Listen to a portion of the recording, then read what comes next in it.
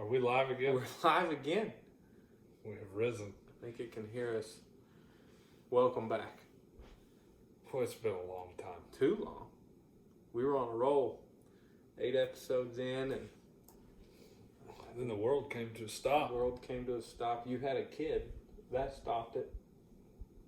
And then about the time you got going. I had a kid. Jace. Was born in July. I know. And then we slowed down. Has it been that long? It's been a hot minute. You got busy. I got busy. Yeah. And then... Well, I thought we were doing them into the winter. Then COVID-19. Yeah, it's been a lot of fun. Oh. Guys, a few You months. know, if you're listening to this in the future, 10 years from now, Google COVID-19. I mean, by then, I don't know if we will have discovered it was one gigantic joke or if it's a real deal. Either way, it's pandemic season. We're still in pandemic season. And current news is riots in Minneapolis. We've got riots in Minneapolis. It's interesting times, folks, but I'll tell you what, we keep our eye on, and that's the prize. Iron Monk. Good beer. Riots are going to happen. Pandemics are going to happen. You can't let that shake you up. It's just good to be back. You got to be back. You got to be with a buddy, and you got to have a good beer. Yeah. What are we having today? I didn't know this, but I mean, this one's going to kind of come back to home. This is from Stillwater. This is why I picked this beer, was because I thought you could use just some... Well, I don't think there's enough time to start telling stories. stories. No, I wanted to do some PG reminiscing. Iron Monk is the first craft brewery in Stillwater. There was no craft breweries when did you graduate? 11. The craft beer in Oklahoma wasn't even... It didn't even start yet. Yeah. So they... Tell us about Iron Monk. Oh, let me get down here. So it started in 2014. Two guys that were not from Stillwater, but spent their time during school there. I could be wrong on Jared's last name, but I'm going to go with Mill Irons and David Monks. Founded Iron Monk Brewing in 2014, bringing the first craft brewery to Stillwater. It sounds like Dave was a craft brewer in his garage, like a lot of the guys over here in Tulsa started. Yep. You know. And I respect that. And then they opened a tap room in 2015, and I mean, we're gonna have to. It's kind of a big deal, I think. We're gonna have to go to Stillwater to check it out. They've built quite the little thing. Looks neat. I'm anxious to try this one. Today, what I picked up for us is I didn't want to jump back in with anything too extravagant, too exotic. Well, it's gotta be good because it's their top one. I mean, I say top one. It's marketing reasons. It is the very first thing you see on their website. Our buddies at Quinter's told me it was good. It's just an American Amber Ale. You know, an American Amber Ale, probably the most popular. I think we changed an English version of that, but an Amber Ale is caramel and crystal hops to give it an amber color, which doesn't do us a lot of good today. We're drinking it out of a can, but if we poured this out, it would have a nice amber color to it. 4.6%. Mm-hmm. Pool halls, vinyl records, and Pink Floyd tribute shows is what it pairs well with. Well, hot damn. I like that. Yeah, they do have their can and their website seems to have like a groovy vibe. We got it even says groovy on the can. Does it? Yeah. We got peace signs in the O and OK. We got righteous on here, groovy. Can you dig it? The deer with a mustache on it, velvety smooth, baby. I don't know. I feel good about it. Yeah, can you dig it? Let's try it. So there's your can. It's a cool can. I'm going to score well on the art. I mean, it's got a 70s vibe to it. Well, I missed that sound. That sound. Yeah. Yeah. cheers to be back. Cheers.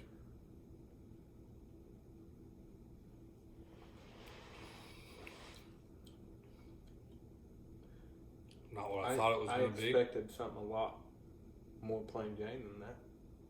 That's got a finish. Yeah. I don't know what it is yet. Well, as we dissect into this beer, let's keep rolling on what's going on. Well, and I also want to talk about, I want to give them some props here because I've never bought a beer named what I wish my nickname would be. Velvet Antlers. Velvet Antlers.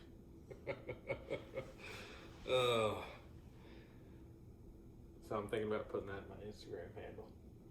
Adam Velvet Antlers Stidley. I think it'd go good. But anyway, not to interrupt.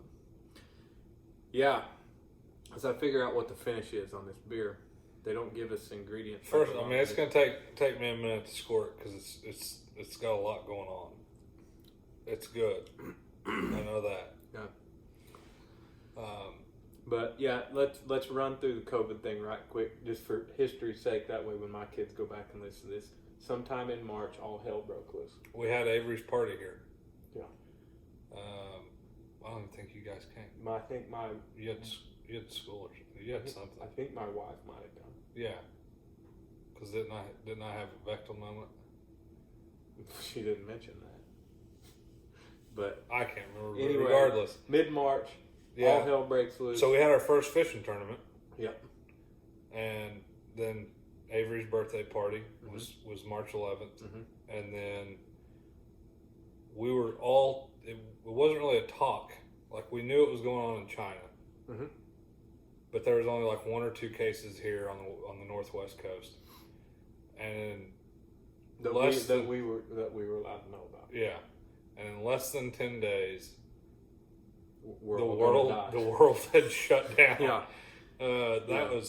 That's something that we've never experienced. I mean, Oklahoma was kind of numb to it because we're out here in the center, but is not to take away from those who lost family members to COVID-19. No, there was a lot of people in Oklahoma that were affected by it. I mean, your cousin Blake.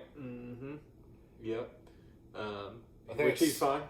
He waltzed right through that without an issue. I think a lot of people have that knew they had it, and a lot of people that didn't know they had it. There's a lot of people that have it that never knew. Me and you could have it.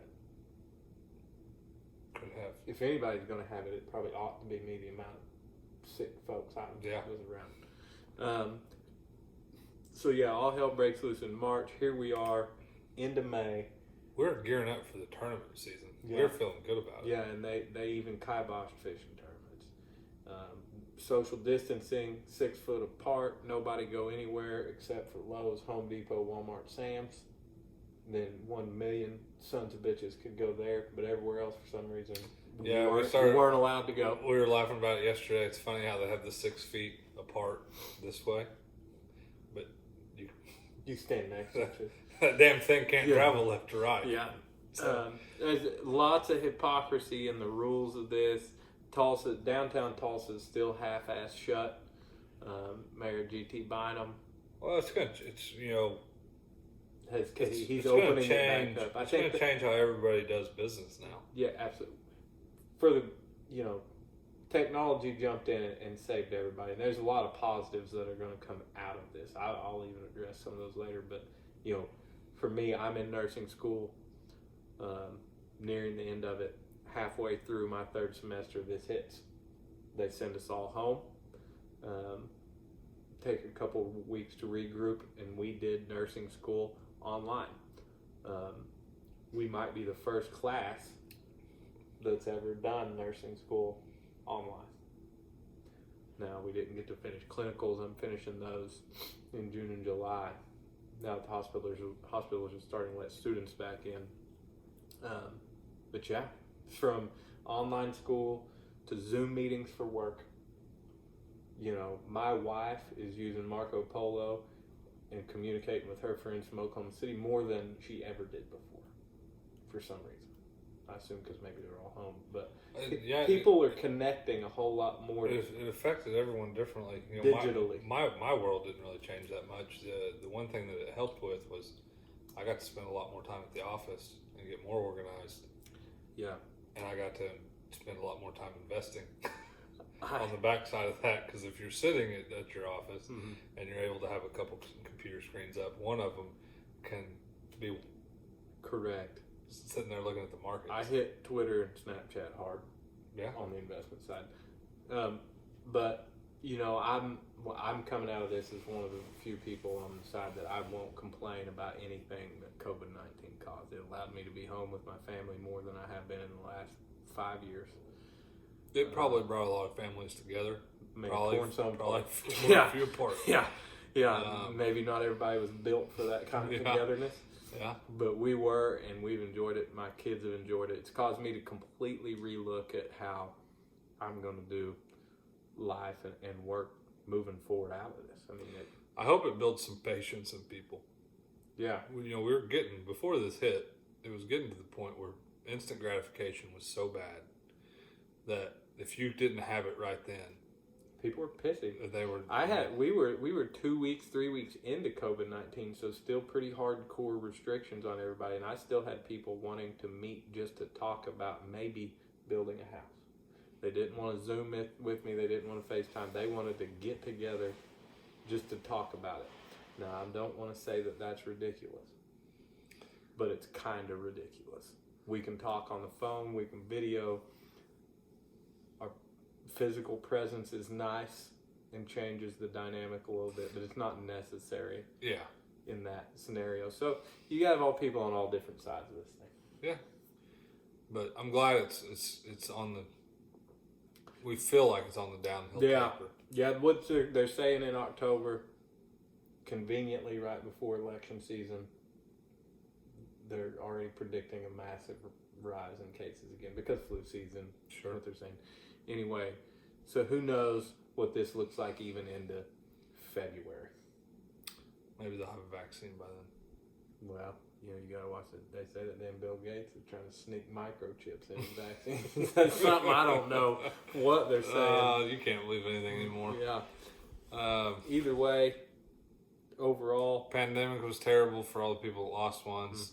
Terrible thing going on in Minneapolis right now. Terrible for people whose businesses got put out of business over the damn stay-at-home orders. And that's the one thing. I mean, I think there was like 32,000 this past month just in Oklahoma. Yep. Lots of unemployment filed. My wife got her identity stolen. She went to file for unemployment. So since we're both salesmen, I'm going to take this small point right here. If you need any meat, I can sell it to you. Yeah. Evidently, when the pandemic hits, American people buy out two things: toilet paper, ground beef. I don't have any toilet paper to sell. Bryce has some cows and some ground beef. And steaks. Anything you want to buy. Sure. But yeah, God, I hope my kids can look back on 2020 and Google up the massive run on toilet paper that went on. I feel like that was a story. Oh man, that was kind of wild. We were not affected by it. Luckily, I had plenty. We had plenty. Plus, I just bought toilet paper last week for the first time since March. Yeah, we don't run through a ton, but people bought it, folks. Man, there's got to be people with garage fulls. It's got to be crazy. So, all right, let's come back to the beer because I've sat on it for a minute. Yeah, Velvet Antler, Iron Monk, American Amber Ale. You're thinking it's just got a really smooth. Yeah, you're thinking just a good cold beer, but this has some kind of finish to it. I don't want to jump out there and get, artsy-fartsy with my notes. I'm going to say, you tell me if I'm wrong. And you can't taste it until you've already swallowed. Yeah. Caramel. Mm-hmm. Yeah, there's like a smooth, rich flavor at the end. I feel like I can taste. I think that explains caramel, right? Smooth and rich. Smooth, rich, yeah. But it's a caramelly taste. It's got a good taste. Mm-hmm. It's not going to be one that you drink a ton of. That's what I was just fixing to say. I'm not going to drink 4 of these in one sitting.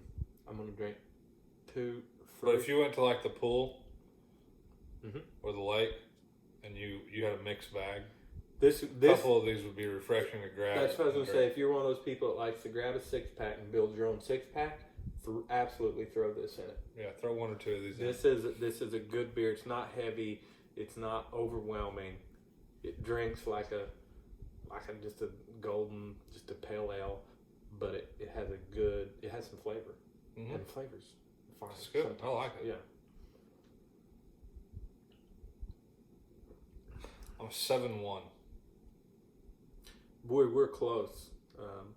The 7s were churning in my head. I about said 6-9, as I was taking that. but I feel like it's too good to go below 7. It's too good to go below 7. It's not an 8 beer. For me, some people are gonna like the shit out of this. There's a fruity taste now. in there too. Yeah, I'm not. I don't even want to bump up over 7.5, so I'm on 7.4. That's a good It's score. a good beer. That's a good score. Damn good Everyone score. ought to try it. And it's a good beer. Everybody ought to try this if you have it. I can't wait to go down there and have it on tap. Right. Yeah, with a little more zing to it. We haven't done any traveling. Yeah. But that's a good beer. Iron Monk, Velvet Antler. Buy it. I'm just telling you right now, this is one worth having in the fridge. It reminds me of the 70s show. Absolutely, yeah. It's groovy. It's good. You look at the colors and it just reminds you of Yeah, watching the 70s. It's got all that going on. So that must be their personality. I don't know. I'll get along with them. I'll like it. It'll be fun. I'll like it. I want to visit it. Honestly, did not know Stillwater had a major brewery. I figured they had one. Every town's got one now, but I didn't know they had one of the caliber that Iron Monk is. No, man. So, if you go through their website, they have all their shit together. Looks good. So I look forward to trying more of them, guys. Taproom looks really neat too. Iron Monk, good job. Hope Bryce got your name right. I have to be close. It's either Mill. It's got to be Mill Irons. Well, if it's Iron and the other guy's name is Monk, it's got to be. We'll tag him. Maybe. Might be Millerons. We'll tag him. Maybe he'll listen to it. Let us know. Either way, moving on. 7-1, 7-4. Velvet Antler. Good scores. Good scores. Good beer. Try it. I 100% approve of this. Let's move on to the bait section. Not much to do here.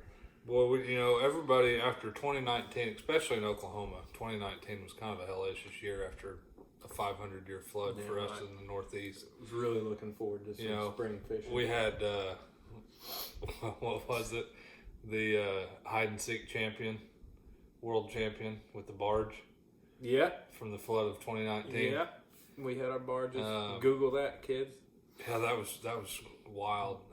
River flooded Tulsa. Flooded the everyone got really nervous about the levees busting down there at the 121st. So everyone was really just ready to get 2019 out the door, welcome in 2020, and then shit hit the fan. And just so everybody knows here, it really hasn't stopped raining. It's rained for 2 fucking years. The only difference is like it hasn't rained as much at one time. Right now, that's what I was telling Jamie the other night. It's like it rains 2 inches every third day. Yeah, so it just lets enough out before it goes up. So I talked to Dad earlier today and Joey Little because he was thinking about fishing the Big Bass tournament up on Grand this weekend. He was. He got a boat. Okay. Well, you got to. He got a nicer boat than I do now. You got to then. Gotta go get hot. They're pumping the water out. Well, we tried that one year. It's tough.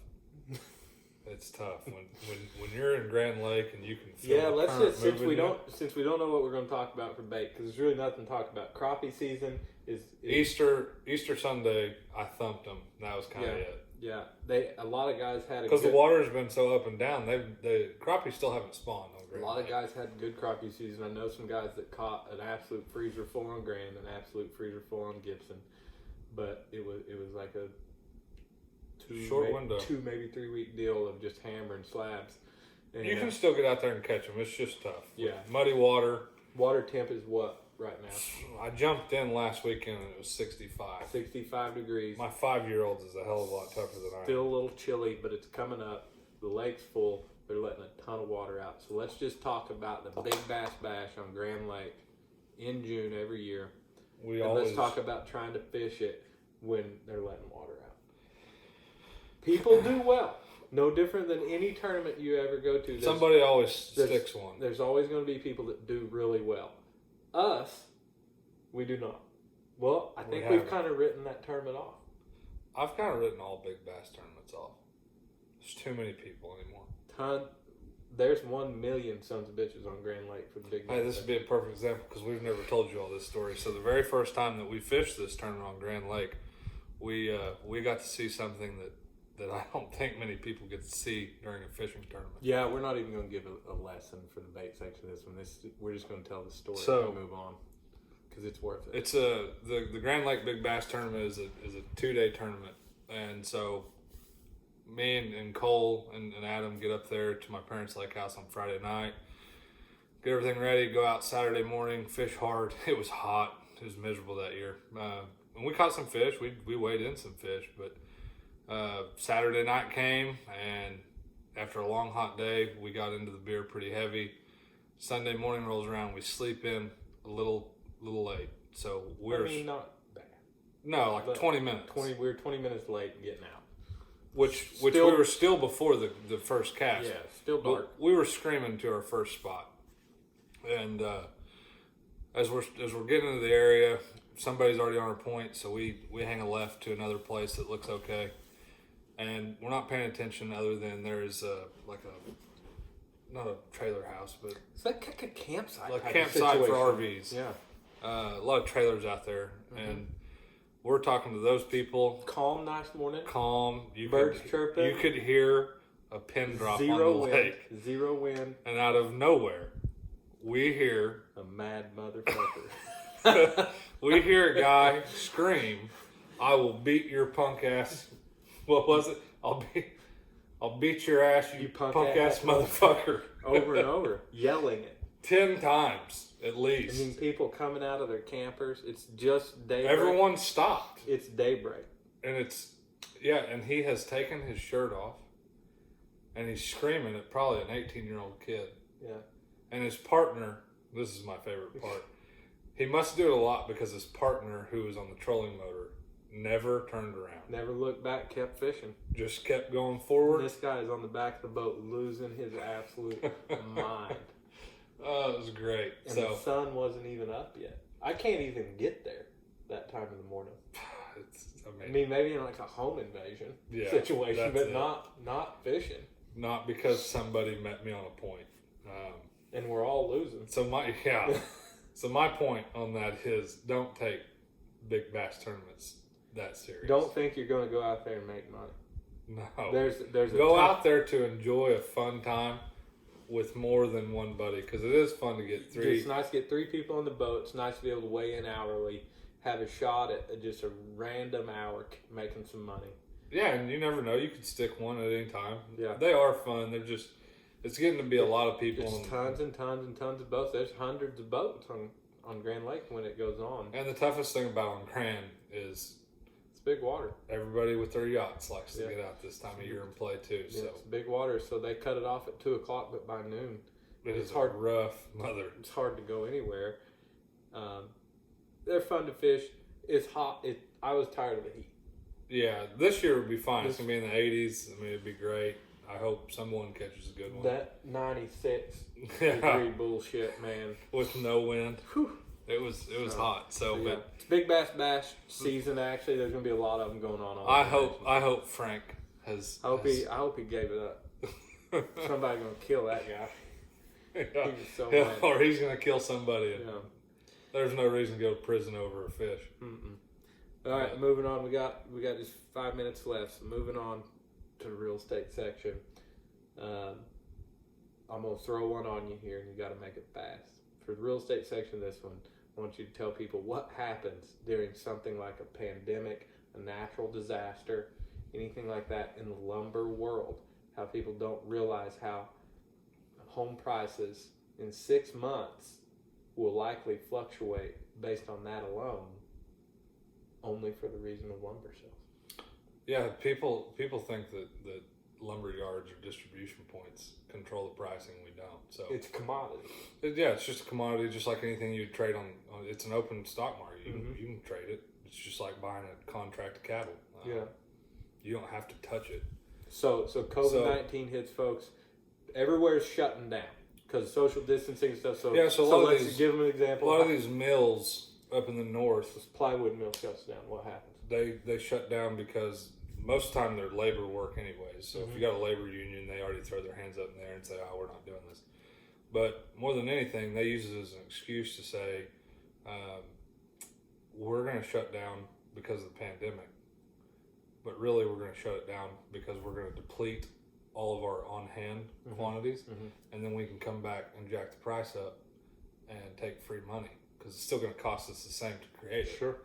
But because of the pandemic, we're going to tell you this. It's a little bit of a smoke and mirrors, but there's going to be numerous things that go up. We can't tell you even remotely what that'll be. Sure. A lot of mills are telling you on different products that they won't even quote you it. You will own, like you can order it. Yeah. And then they will tell you what the price is the day that they ship it to you. Wouldn't that be a fun world to get to live in? So, one day it might be $3, or $650 million, and the next day it might be $950 million. Yeah. So, it can change all over the place. So we're going to see a lot of that effect downstream. I've told numerous people that are customs. I had one in Midtown that's building a really, really nice big home, and they're kind of hung up and said, "Well, we really want to see how this shakes out." And I said, "Well, look, I don't know how it's going to shake out on everything else, but your interest rates are as low as they're probably going to be, and your lumber is probably as low as it's going to be, because in 6 months it might be 30% higher, and on a $120,000 frame pack, that means it goes to 150, 160." Yeah, and so that, folks, that's all I'm getting at is when you're house shopping and you're thinking you're going to build a house, you got to keep an eye on all that because it affects how much house you can afford. No guarantees the house you look at today for $289,000 isn't going to cost $299,000 in 6 months or a year based on almost that alone. So, little lesson for you: pay attention to the market. Pay attention to what's going on. Listen to people that do it for a living. They're not trying to fleece you for money. The good ones aren't. Just pay attention. Ask questions because shit changes and it changes the price of everything. Yeah, we've seen that on everything. Yep. So we've neared our 30-minute mark.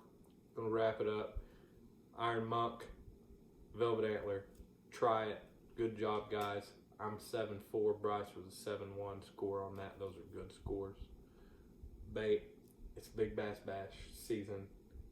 Shit, if you ain't got nothing else to do, go fish one. Yeah, go throw one in. But it's gonna. Go hit your favorite spot for a while. Give it a whirl. But that's a tournament. You usually get a free shirt. You get a free shirt and you get 2 days of fun. Take an extra guy than you usually take. 3 guys on the boat heckling each other is awesome. Real estate. Keep an eye on prices for the next 6 months. Stuff could go up, just based on the price of the commodity. Yeah, if you're fortunate enough to keep your job and you're already in the market to hunt for a house, go ahead and do it.